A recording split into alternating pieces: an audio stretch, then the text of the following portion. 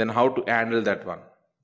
For example, wantedly I entered 3 records duplications in this EMP duplicate data. Let us try to observe this one. Let us observe this.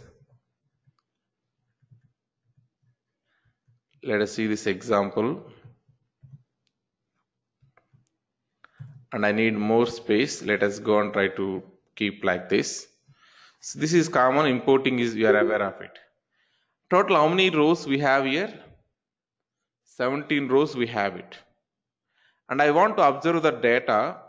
You know, as a standard table, we will have the 14 only. But we have here 17 because these 3 records wantedly I duplicated. 7900 one more time I written. 7902 one more time I written. 7934 one more time I written. These 3 records as it is copy and paste duplicates. Entire row is duplicated. Entire row is duplicated. In order to remove these duplicate rows, we have here option called as df drop duplicates method. By using this method, we can eliminate the duplicates. Simple. Now, if we go and try to see this, we are seeing only how many records? 14 records we are trying to see it.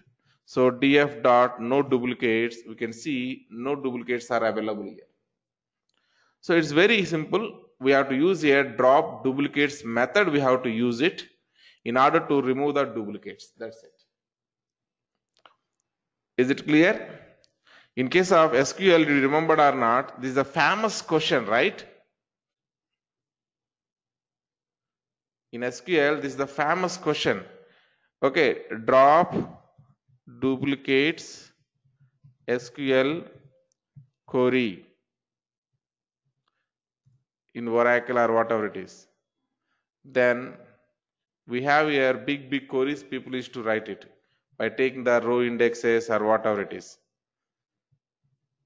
Okay, see this, how much big query it is going on here, selecting blah blah blah, and finally they are trying to delete this piece.